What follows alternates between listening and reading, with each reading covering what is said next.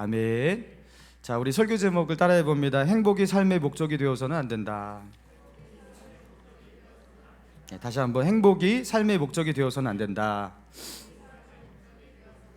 네, 행복이 삶의 목적이 되어서는 안 된다라는 제목으로 같이 본문을 말씀 중심으로 하나님의 은혜 나누기 원합니다. 자, 사람은 무엇을 위해서 살아야 하는가? 당신의 삶의 목적은 무엇입니까? 이렇게 묻는다면 가장 무난한 대답이 그냥 행복한 삶을 살았으면 좋겠습니다. 이렇게 대답하는 분들이 많을 거라고 생각합니다.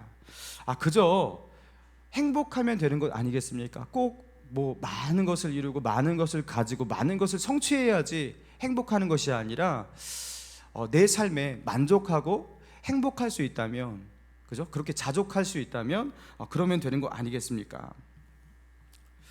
내가 꼭 그렇게 다른 사람과 같이 건강하지 못하더라도, 재산이 많지 못하더라도 나의 삶에 만족하고 행복하면 되지 않겠냐? 여러분, 이 대답이 참 건전한 대답 같아 보여요. 자, 그렇습니다. 그래서 많은 사람들이 정말로 행복을 좋아하고, 행복은 인간에게 있어서 절대 선의 위치에 놓여 있습니다. 그래서 심지어 종교들조차도 이 행복을 기준으로 이 종교가 참 좋은 종교가 아닌가를 그렇게 판단하기도 해요. 그러니까 이 종교를 신봉하고 그 종교 가운데 참여하는 그 신자들이 행복하냐?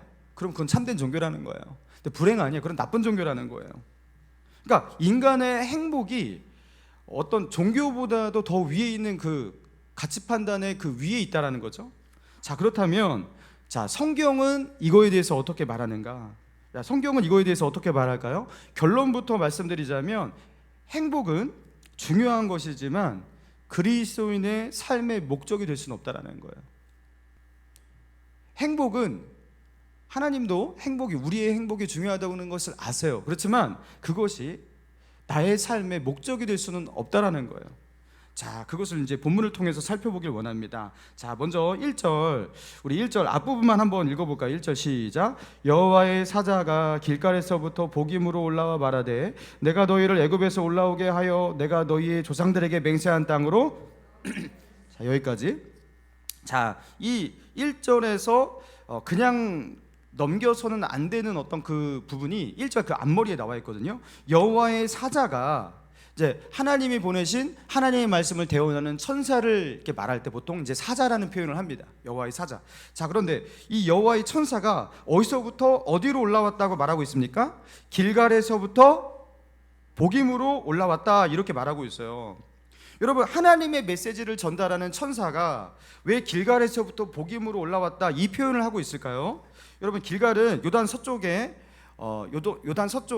그 요단강 인근에 있고요. 여리고에서 약간 북쪽으로 올라가는 그 지역이 바로 이게 길갈입니다. 길갈은 우리가 어딘지 유명한 지역이라서 다 알고 있어요. 자, 그런데 복임이 정확하게 어디냐에 대해서는 조금 논란이 있어요. 보통 이제 베델일 것이다 라고 추측을 하지만 확정할 수는 없습니다. 자, 그러니까 복임이 정확하게 어딘지는 모르지만 이스라엘 내 어딘가예요, 분명히. 자, 그런데 하나님의 메시지를 전달하는 천사가 왜 무엇하러 길갈에서부터 걸어서 복임까지 올라왔다라는 요 기록을 하고 있을까? 천사에게 이런 여정이 하나님의 메시지를 증거하기 위해서 굳이, 그죠? 천사가 저쪽에 내려가고 여기까지 걸어오고 착륙을 잘못한 거예요. 천사가 뭐 그렇게 할 필요가 없는 거잖아요, 그죠? 나는 한국 땅에 오려고 그러는데 이상하게 와보니까 일본 땅이라서 막 배 타고 막 건너오고, 천사가 막 이렇게 할 필요가 없잖아요, 그죠? 왜 길갈에서 복임으로 올라왔다, 여러분 이 기록을 하고 있을까요? 여러분, 이것은 하나님께서 우리에게 뭔가 던지시는 메시지인 겁니다. 천사의 이동 경로를 정확하게 언급하고 있는 이유가 있다라는 거죠. 여러분, 이것을 이해하기 위해서 우리가 여호수아 5장으로 돌아가야 되는데, 자, 여호수아 5장에 보면 그 여호수아를 중심으로 한 이스라엘 군대가 요단강을 건너서 처음으로 머무른 지역이 뭐냐면 길갈입니다. 길갈. 그리고 그 길갈에서 뭘 했죠? 할례를 행했어요. 할례를. 광야 생활 동안 할례를 그들이 하지 않았거든요. 그래서 거기서 할례를 하고, 할례가 마친 후에 그들이 이제 첫 번째 요단 서편에서의 첫 번째 전쟁, 첫 번째 전투를 치르게 되는데, 그게 그 유명한 여리고성 전투예요. 자, 그래서 길갈에서 여리고로 그렇게, 그죠, 남하하는 길목이었어요. 그 길목에 그 여호수아의 군대가 그렇게 여리고로 행진하는 가운데 그 길목에 한 사람이 서 있었어요. 길을 막고 서 있었는데 그가 이렇게 칼을 들고 서 있었습니다. 그래서 여호수아가 그에게 물었습니다. 너는 우리를 위하느냐? 한마디로 너는 아군이냐 우리의 적군이냐 이렇게 묻고 있는 거예요. 그러니까 칼을 들고 선 자가 이렇게 대답해요. 나는 여호와의 군대 대장으로 지금 왔느니라. 나는 여호와의 군대 대장으로 지금 왔느니라. 그리고 하는 말이 내 발에서 신을 벗으라. 내가 선 곳은 거룩하니라. 자, 뭘 말하는 거죠? 이스라엘이 요단강을 건너서 이제 본격적인 가나안 7족속과의 전쟁, 여러분 그 전쟁을 시작하는 첫 번째 전투로 나아가는, 여리고로 나아가는 그 현장이에요. 여러분, 그런데 그 여리고성 전투로 나아가는 첫 번째 전쟁이 아직 시작하기 전에 하나님은 이스라엘 백성에게 정확하게 보여주고 계신 거예요. 무엇을 보여주고 계십니까? 이 전쟁은 너희가 싸우는 전쟁이 아니라 여호와의 천사가 보낸, 여호와의 천사가 칼을 들고 서 있어요. 그리고 나는 여호와의 군대 대장으로 지금 왔느니라. 지금 이 전쟁은 누가 지휘한다라는 거예요? 누가 주관한다라는 거예요? 여호와께서 주관하신다라는 거예요. 그래서 여호와의 천사가 칼을 들고 서 있어서 내가 대장이다. 여러분, 여호수아가 싸운 게 아니라, 그죠? 여호수아는 도구일 뿐이에요. 하나님께서 이 전쟁을 싸우신다라는 거예요. 그러니까 이 전쟁은 어떤 전쟁이에요? 이길 수도 있고 질 수도 있는 전쟁이 아니라 이 전쟁은 어떤 전쟁이에요? 이길 수밖에 없는 전쟁이에요. 그렇죠? 여호와의 군대 대장이 지휘하는 전쟁을 어떻게 질 수가 있겠습니까? 그래서 하나님이 그들과 함께 하신다라는 것을 그 천사를 통해서 그렇게 똑똑히 보여주신 거예요. 자, 그렇게 여호와의 군대 장관으로 서 있던 천사를 본 그곳이 어디였냐? 길갈이었습니다. 길갈. 자, 그런데 오늘 본문에서 말씀하고 있죠. 여호와의 천사가 그 길갈에서 복임으로 올라왔다. 지금 가나안 정복 전쟁, 남부 지역의 정복 전쟁 끝났어요. 북부 지역의 정복 전쟁 끝났어요. 주요한 여호수아가 지휘관이 되어서 이끌었던, 그저 12지파가 함께 싸웠던 그 주요한 전쟁은 끝났단 말이죠. 그러니까 한마디로 그 가나안 정복 전쟁의 전반전이 다 끝난 거예요. 그런데 그 오랜 세월 동안, 오랜 시간 동안 싸웠던 가나안 정복 전쟁 동안 여호와의 군대 장관으로 길갈에서 그렇게 칼을 들고 서 있었던 그 천사는 어떻게 했던 거예요? 떠나지 않고 그곳에 있었던 거예요. 그리고 어떻게 하신 거예요? 이스라엘 백성과 함께 싸우셨던 거예요. 그래서 여호수아의 군대는 단 한 번도 지지 않았습니다. 딱 한 번. 그 아간의 죄악으로 인해서 아이성 전투에서, 그죠? 그 물러난 것, 그거 제외하고 단 한 번도 지지 않았어요. 왜요? 하나님께서 그들과 함께 싸우시기 때문에. 자, 그런데 자, 1절 중간부터, 그죠? 아까 읽지 않았던 1절 중간부터 보니까 내가 너희를 애굽에서 올라오게 하여 내가 너희의 조상들에게 맹세한 땅으로 들어가게 하였으며 또 내가 너희 이르기를 내가 너희와 함께한 언약을 영원히 어기지 아니하리니 너희는 이 땅의 주민과 언약을 맺지 말며 그들의 제단을 헐라 하였거늘 너희가 내 목소리를 듣지 아니하였으니 어찌하여 그리하였느냐. 자, 전에 하나님께서 이스라엘 백성에게 하신 언약에 대해서 그 천사가 상기시키고 있어요. 하나님께서 그들에게 하셨던 그 언약이 있고 약속이 있거든요. 여러분, 그 약속이 어디냐면 그 약속을 기록한 장이 신명기 7장입니다. 한번 읽어봐야겠죠. 여러분, 신명기 7장을 빨리 찾아봅니다. 자, 요거 이렇게 이따 또 볼 거니까 여호수아 이렇게 딱 이렇게 뭔가 하나로 표시해 두시고 신명기 7장 1절. 여러분, 성경 일부러 안 띄워드리는 거예요. 여러분이 성경을 찾으시라고. 자, 1절 보니까, 자, 1절부터 5절까지 교독합니다. 내 하나님 여호와께서 너를 인도하여 내가 가서 차지할 땅으로 들이시고 내 앞에서 여러 민족 헷 족속과 기르가스 족속과 아모리 족속과 가나안 족속과 브리스 족속과 히위 족속과 엽스 족속 곧 너보다 많고 힘이 센 7족속을 쫓아내실 때 내게 치게 하시리니 그때 너는 그들을 진멸할 것이라.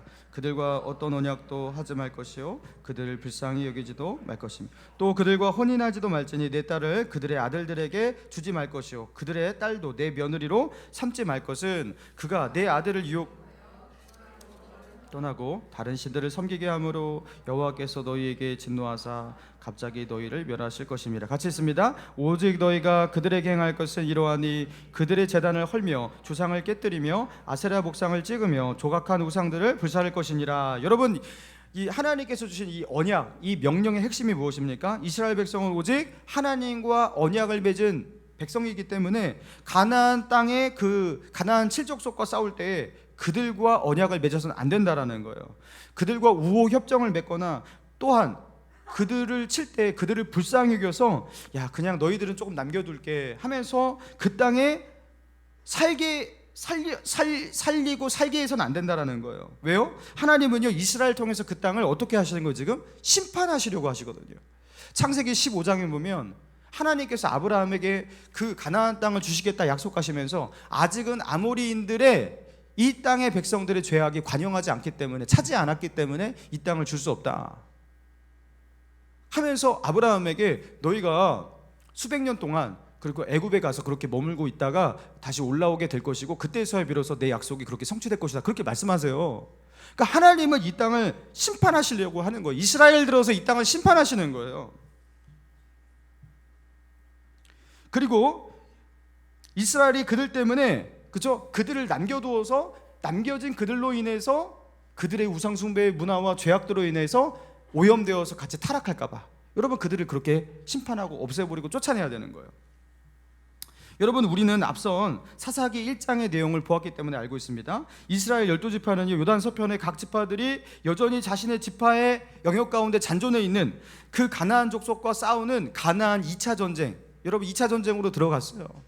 12지파가 똘똘 뭉쳐서 싸우는 전쟁이 아니라 각 지파에게 할당받은 그 땅에서 싸워야 되는 가나안 2차 전쟁. 여러분 그때 자신들의 영역에서, 자기의 지파의 영역에서 그 원주민들을 제대로 쫓아내지 못하고 결국에 그들과 함께 공존하는 쪽으로 그들이 변질되어서 그들 가운데 살거나, 그죠? 오히려 그들에게 막 쫓겨나거나 단지파 같이, 여러분 이런 일들이 일어났잖아요. 처음에는요 그들을 쫓아내기 부담스럽기 때문에, 그들을 쫓아낼 힘이 우리에게 조금 부족한 듯 보이기 때문에 어쩔 수 없는 공존이라는 방식을 선택할지 모르겠지만, 여러분 그것이, 그들이 어쩔 수 없이 이렇게 공존한다 선택했던 그것이 어떻게 되었습니까? 가나안 원주민과 서서히 문화적 교류를 하게 만들고요, 그리고 그들이 자신들의 영토를 주장하니까 그들과 어떠한 영토의 선을 긋고 평화협정을 체결하기도 하고요, 그리고 그 이방인들과 상거래를 하면서 가까워지면서 나중에는요 급기야 아들과 딸을 서로 주고받는 통혼을 하기도 하고요, 이 모든 것을 포함하는 공존으로 변해버린 거예요. 그래서 그 땅에 더 이상 서로 교류를 하니까 이웃이 됐잖아요. 전쟁을 할 수가 없게 된 거예요. 그들의 땅에 평화가 찾아왔습니다. 더 이상 전쟁하지 않기 때문에 이제 그 땅에 정착하면서 평화롭게 더불어 살면 되는 거예요. 여러분 이게 왜 문제입니까? 이게 아니 같이 공존하면서 더불어 사는 거, 이게 좋은 거 아니겠습니까? 나 혼자 이 모든 땅을 다 차지하겠어. 여러분 이렇게 하는 것보다 적당히, 그죠? 그렇게 살면서 적당한 땅을 차지하고 살면서 너와 내가 서로 싸우지 않고 더불어 공존하고 사는 것, 여러분 이거는요 세상적으로 볼 때 전혀 문제 있는 모습이 아니에요. 오히려 굉장히 이상적인 모습입니다. 싸우지 말고 평화롭게 서로를 인정하면서 그렇게 더불어 살아라, 이게 좋아 보이잖아요. 여러분 그런데 이게 왜 문제냐? 세상적으로 볼 때 문제가 되지 않지만 하나님의 시각에서 볼 때 영적으로는 매우 큰 문제였다라는 거예요. 자, 그러면서 이 문제를 말씀하시는데요. 3절 자 같이 읽습니다. 시작. 그러므로, 자 사사기 2장 3절이죠. 다 피셨습니까? 시작. 그러므로 내가 또 말하기를 내가 그들을 너희 앞에서 쫓아내지 아니하리니 그들이 너희 옆구리에 가시가 될 것이며 그들의 신들이 너희에게 올무가 되리라. 자, 그들은 그 땅에서 결국에 공존하면서 평화를 얻게 되었죠. 그리고 그 평화 속에서 어떻게 합니까? 안정을 찾고 행복을 찾아가는 것 같았습니다. 자, 그런데 하나님은 그들에게 어떻게 말씀하셔요? 너희는 평화를 얻은 것 같지? 그렇지 않다라는 거예요. 이제 너희는 결코 제거할 수 없는 너희 옆구리에 가시를 갖게 되었다, 그렇게 말씀하십니다. 그리고 너희를 결국에 파탄에 빠뜨릴 올무, 이 올무라는 뭘 말하는 거예요? 올무? 덫입니다. 덫. 그들을 파멸로 이끌 덫을 놓게 되었다라고 말하는 거예요. 그들은 결국에 그 땅에서 고통을 받다가 어떻게 된다? 멸망하게 될 것을 말하는 거예요. 그들은 가시와 올무를 놓아서 스스로 자멸하게 된다라는 거예요. 이스라엘 백성들이 하나님과의 언약을 파기했기 때문에 하나님도 그들에게 약속하신 것을 이제 더 이상 지키지 않을 것이라고, 그 가나안 족속을 너희 앞에서 쫓아내실 것이라고 하셨거든요. 너희 하나가 저희 천을 쫓아낸다고 그렇게 말씀하셨거든요. 근데 너희가 아무리 강할지라도 이제 저들을 쫓아내지 못할 것이라고 말씀하셨어요. 자, 그러면서 오늘 본문의 사건이 일어난 거예요. 길갈에서 여호와의 군대 장관으로 칼을 들고서 서 있었던 그 천사가 길갈에서 복임으로 올라와서 어떻게 합니까? 이 메시지를 선포한 거예요. 그리고 그 천사의 손에는 더 이상 뭐가 없어요? 칼이 없어요. 이제 하나님의 천사는 더 이상 그들을 위해서 어떻게 한다라는 거예요? 싸우지 않는다라는 거예요. 그들이 끝내버린 전쟁, 그죠? 하나님도 이제 더 이상 그들을 위해서 어떻게 하신다는 거예요? 싸우지 않으신다라는 거예요. 그래서 그 땅에 남아있던 가나안 7족속은 가나안 땅에서 영원히 쫓아내지 못하는 그들에게 가시가 되고 그들에게 올무가 되는 존재로 남게 되었습니다. 그리고 이런 하나님의 말씀을 들을 때 백성들은요, 소리 높여 울었어요. 그리고 그 땅에 그 우는 자들이라는 의미로 그 땅의 지명을 복임이라 일컫게 되었다라는 거예요. 여러분, 이게 회개의 눈물이고 안타까움의 눈물이지만 여러분, 이걸 너무 늦게 해버렸어요. 여러분, 이 안타까운 마음을 진작에 가졌어야죠. 여러분, 그렇다면 그들은요, 왜 이런 후회할 만한 일을 했던 것일까요? 다른 이유가 아닙니다. 그들은요, 그저 행복해지기 위해서 그랬던 것 아니겠습니까? 그 땅에서 싸우는 것보다 싸우지 않는 것, 전쟁보다 평화가 더 행복한 거 아니겠습니까? 전쟁에서 피 흘리고 치열하게 싸우면서 이것은 나의 땅이라고 다 차지하기보다 공존하면서 더불어 살면서, 여러분, 그게 얼마나 평화롭고 행복합니까? 사실 그들은요, 하나님의 명령을 불순종하겠다라는 의도로 이렇게 한 게 아니에요.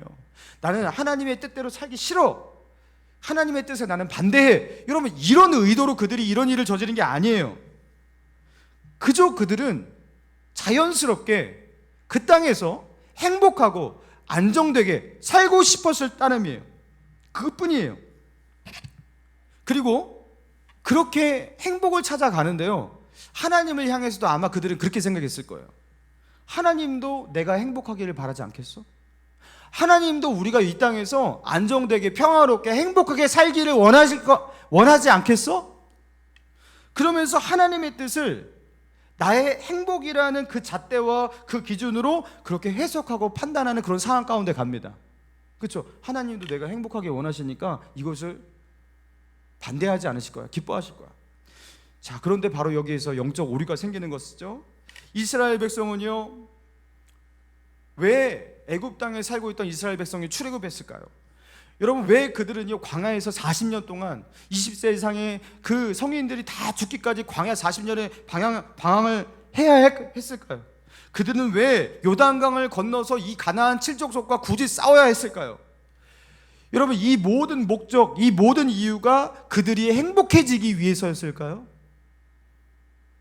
여러분, 하나님께서 그들에게 행복을 주시기 위해서 지금 이런 상황을, 그죠? 이런 것을 명령하셨던 것일까요?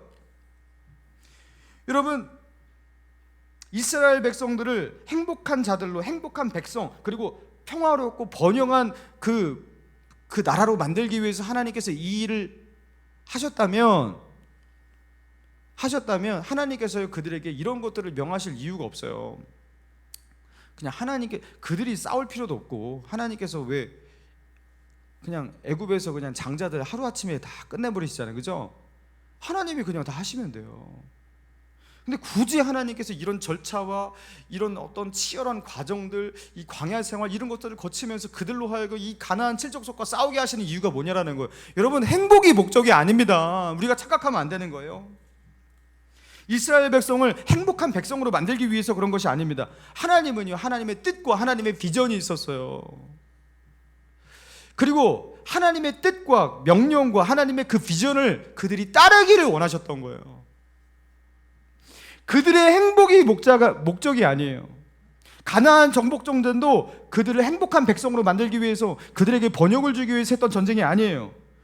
이것은요, 하나님의 뜻을 이루기 위한 영적 전쟁이었습니다.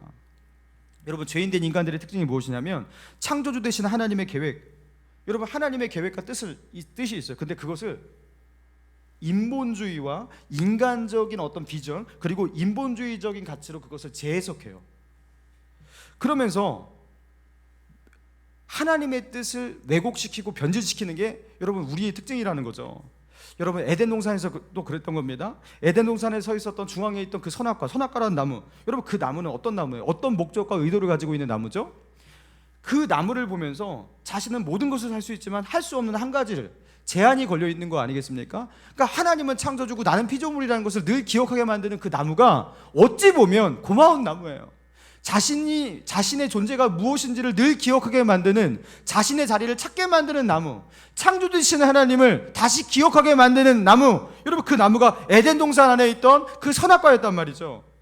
여러분 그런데 하나님의 하나님 되심을 기억하게 만들고 나의 나됨을 자각하게 만드는 그 나무를 어떻게 다시 재해석해버리죠?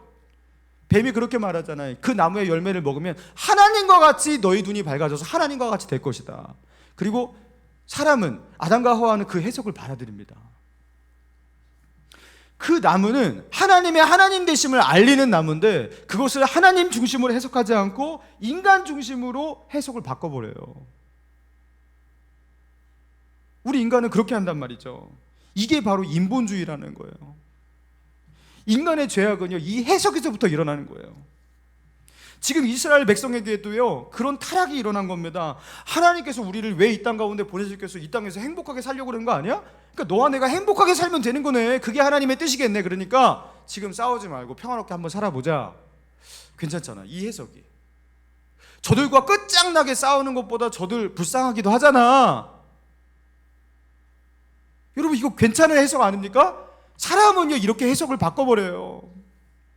그래서 자신들이 가나안 땅에 왔던 그 근본적인 이유, 그 하나님의 목적, 그것을 인간의 관점, 나의 관점으로 바꿔버려요. 그리고 그들은 하나님의 뜻이 아닌, 하나님 중심이 아닌 자신들의 행복을 택하고 자신들 중심으로 상황을 해석하기 시작합니다. 그리고 그들은 어떻게 됩니까? 하나님께서요 영원토록 그들이 절대로 제거할 수 없는 찌르는 가시를 품고 살아가는 그 저주를 받게 되는 거예요. 여러분 그래서 결론적으로 그들은 행복해졌습니까? 여러분 영원토록 내 옆구리에 찌르는 가시가 있는데 어떻게 행복하겠어요? 그들은요 스스로를 고통 속으로 몰아가고 스스로를 그 올무와 함정 가운데, 그 멸망 가운데 스스로를 그렇게 몰아가게 한 거예요. 결국에 그들은 가나안 땅에서 정착하는 듯 하지만 그들은 1000년을 버티지 못하고 그 땅에서 이스라엘은 멸망합니다. 사랑하는 성도 여러분, 이 본문의 말씀을 통해서 하나님은 우리에게 무엇을 깨닫게 하시는 겁니까? 하나님은 우리에게 무엇을 말씀하십니까? 하나님께서 이 땅에 우리를 살게 하신 그 진짜 이유, 그 근본적인 목적을 사람은요 쉽게 잊는다라는 거예요. 하나님의 백성들도 쉽게 잊는다라는 거예요. 그리고 우리는요 하나님께서 우리에게 의도하신 그 목적을 하나님은 분명히 말씀하셨는데도 불구하고 그것을 재해석해요. 변질시켜요. 그래서 하나님은 내가 행복하게 살기를 바라실 거야. 내가 이 땅에서 그냥 잘 살고, 그렇죠? 건강하게 행복하게 잘 사는 것, 하나님은 그것을 원하실 거야. 여러분 이렇게 바꿔버린다라는 거예요. 사랑하는 성도 여러분, 하나님은요 우리가 이 땅에서 잘 먹고 잘 살도록, 행복하게 살도록, 여러분 그렇게 우리를 그렇게 살게 하기 위해서 우리를 이 땅 가운데 심으신 게 아니라는 거예요.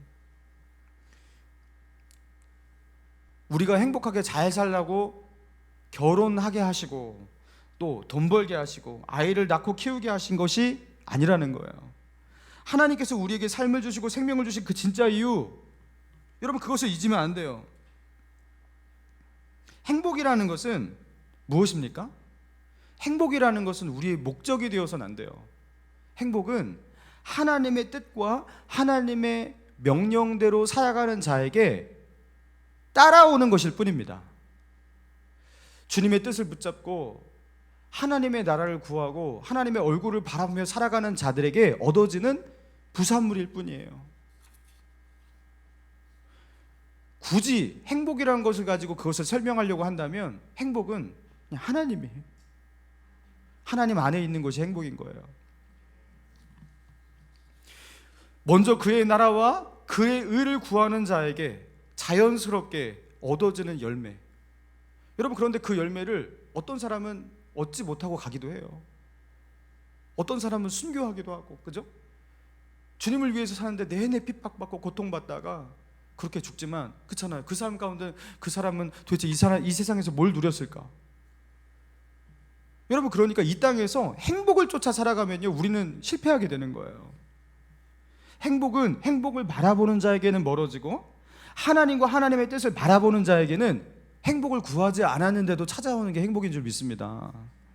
여러분, 행복 지수가 세계에서 가장 높은 국가, 상위에 랭크된 국가 대부분 그 북유럽 국가들이라고 합니다. 덴마크, 핀란드, 아이슬란드, 그리고 노르웨이, 스웨덴. 이 스칸디나비아의 5개국, 뭐 대표적인 행복한 국가, 복지국가라고 하죠. 최고의, 세상에서 내놓으라 하는 최고의 복지제도, 우리가 상상하기도 어려운 그런 복지제도가 거기에는 이미 다 갖춰져 있습니다. 소득 수준이 우리의 배나 돼요.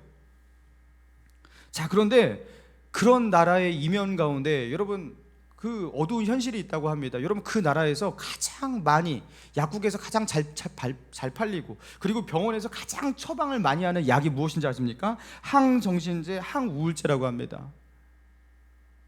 항정신제, 항우울제를 그렇게 처방을 많이 받고, 그리고 가장 많이 쓰이는 약 1, 2위를 한다고 해요. 이런 약들이. 여러분, 우리 그런 약 그렇게 많이 사용하지 않잖아요. 여러분, 그런데 이 행복의 모든 조건을 다 갖추는 국가, 아무것도 안 해도요, 나라에서 그냥 저기가 나와요. 그냥 월급이 그냥 막 나와요. 일하지 않았는데도. 여러분, 이런 복지국가에서도요, 왜 그렇게 정신병이 많은지, 우울증 환자가 왜 그렇게 많은지, 그렇게 병원 가서 왜 그렇게 우울증 처방을 많이 받는지. 여러분, 뭘 말하는 겁니까? 아무리 상황과 환경이 좋은 조건으로 갖춰져 있어도 이상하게 사람은요, 행복감을 의외로 잘 느끼지 못한다라는 거예요. 행복은 행복하게 사는 것을 목적으로 그렇게 두고 살아가는 자에게 이상하게 우리의 생각과 같이 그렇게 가까이 오지 않고 멀어집니다. 행복은 참 좋은 거예요. 그렇지만 그것이 목적이 되면 안 된다라는 거예요. 그리고 그리스도인에게 이것은 더욱더 분명하다라는 겁니다. 웨스트민스터 소유리 문답 1번 문항에 질문이 이렇습니다. 사람의 제일 되는 목적은 무엇인가? 사람의 제일 되는 목적은 무엇인가? 답은 이렇습니다. 사람의 제일 되는 목적은 하나님을 영화롭게 하는 것과 영원토록 그를 즐거워하는 것이다. 여러분, 우리의 존재 목적은 무엇이라고요? 나의 생존이 아닙니다. 나의 행복도 아닙니다. 무엇입니까? 하나님을 영화롭게 하는 것과 하나님을 영원토록 즐거워하는 것. 여러분, 그럼 나의 행복은 어디 있나요? 여기 하나님밖에 없는데. 여러분, 행복은요, 이 목적을 따라가는 자에게, 이 목적대로 살아오는 자에게 그냥 얻어지는 부산물이고 그냥 따라오는 거예요. 사람의 제일 되는 목적은 하나님을 영화롭게 하는 것과 그분을 영원토록 즐거워하는 것. 여러분, 이것을 마음에 담으시기 바랍니다.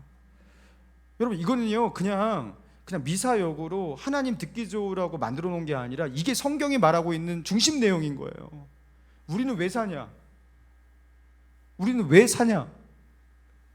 나는 하고 싶은 것이 많거든요. 나는 이루고 싶은 것이 많거든요. 나는 되고 싶은 것이 있거든요. 나는 성취하고자 하는 나의 목적이 있거든요. 여러분, 예수 믿는 사람이라면 이제 그런 어떤 세계관 속에서 떠나야 되는 거예요.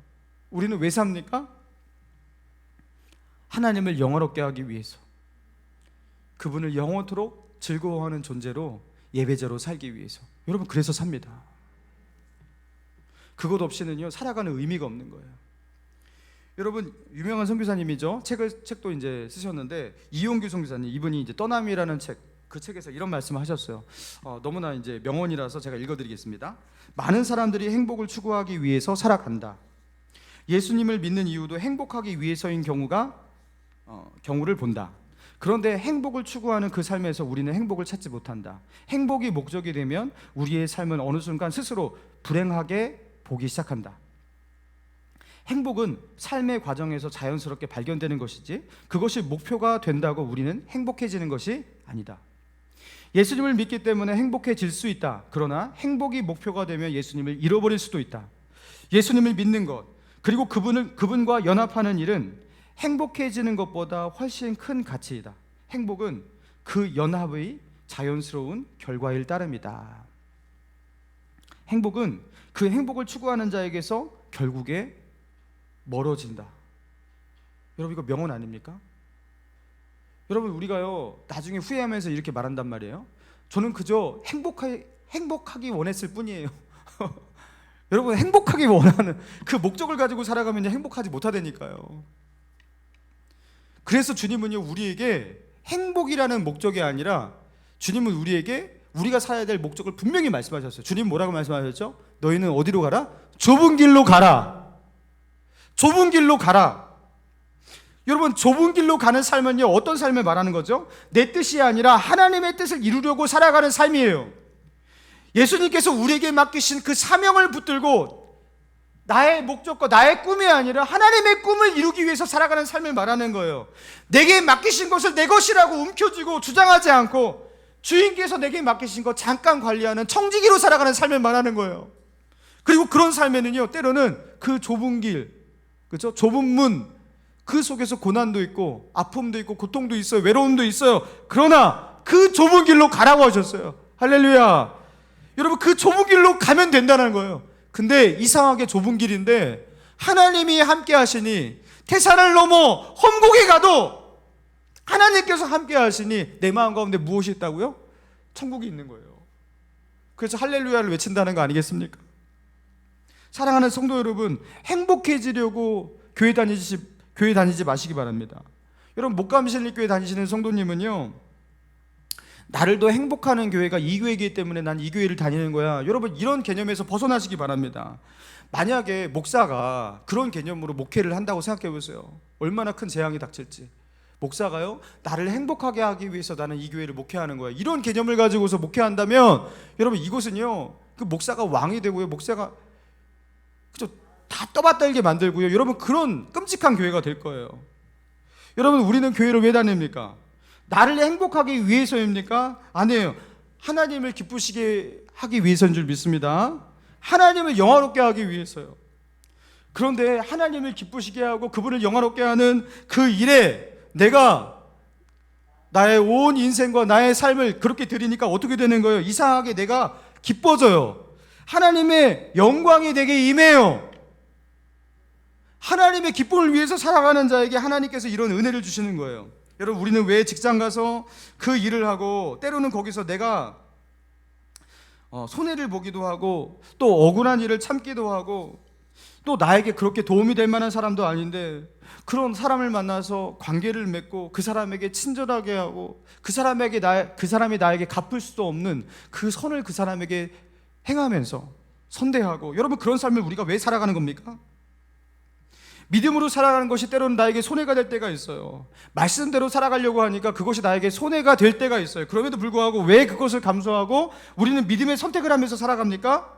왜 우리는 나에게 상처를 준 그 사람, 나에게 손해를 끼친 그 사람, 내 마음에 들지 않는 그 사람을 욕하지 않고 오히려 그들을 용서하고 그들을 축복하고 여러분 그런 어려운 삶을 택하면서 살아갑니까? 그 이유가 무엇입니까? 나를 행복하게 위해서가 아닙니다. 주님이 그것을 기뻐하시기 때문에 나의 뜻을 이루기 위해서가 아닙니다. 주님의 뜻을 이루기 위해서. 근데 주님의 뜻을 구하고 주님의 뜻을 이루기 위해서 나는 그것을 기뻐하지 않지만 그것은 나에게 실제적인 유익을 주는 것 같지 않지만 여러분 우리가 그것을 감수하면서 그렇게 살아갈 때 이상하게 무엇이 부어져요? 세상에 줄 수 없는 그 기쁨이 내게 부어지는 거예요. 할렐루야. 예, 주님의 뜻을 이루면서 살아갈 때 내 마음 가운데 세상이 줄 수 없는 무언가가 내게 임하기 시작해요. 주님의 임재입니다. 요한복음 4장에 보면요 예수님께서 우물가에 있는 사마리아 여인과 대화를 나누시고 그에게 복음을 증거하시죠. 그리고 그 대화가 마쳐지고 제자들이 딱 돌아왔어요. 제자들이 돌아와서 예수님께 말했습니다. 랍비여 잡수소서, 식사 시간입니다. 잡수소서. 그렇게 말하니까요 주님이 그 제자들에게 말씀하십니다. 내게는 너희가 알지 못하는 먹을 양식이 있느니라. 그러면서 하신 말씀이 나의 양식은 나를 보내신 이의 뜻을 행하며 그의 일을 온전히 이루는 이것이니라. 지금 사마리아 여인과 나누셨던 그 대화, 그 속에서 그에게 선포했던 그 생명의 복음, 그 속에서 하나님의 뜻을 이루는 그 일이 예수님에게 무엇이 되었다고요? 양식이 되었다라는 거예요. 그래서 예수님은 뭐 한다라는 거예요? 먹지 않아도 배부르다라는 거예요. 만족하다라는 거예요. 여러분 하나님의 뜻을 행하는 자에게 여러분 이런 만족이 있습니다. 할렐루야. 여러분 우리 삶의 목적이 그래서 바뀌기 원합니다. 내가 살아가는 이유, 하나님께서 나를 이 땅 가운데서 살게 하시고 연명케 하신 이유, 내가 지금 이곳에서 하나님이 뜻하시는 그 하나님의 목적, 여러분 그것을 우리가 잊지 말고 아무리 시간이 흘러도 우리가 어떤 상황 가운데 처한다 하여도 그것을 잊지 않고 주님의 뜻 안에서 살아갈 수 있는, 주님의 비전을 품고 그렇게 살아갈 수 있는, 하나님의 영광을 구하고 그분을 즐거워하는 삶을 늘 택하며 그 하나님의 뜻을 변질시키지 않고 살아갈 수 있는 저와 여러분 되기를 주님의 이름으로 축원합니다.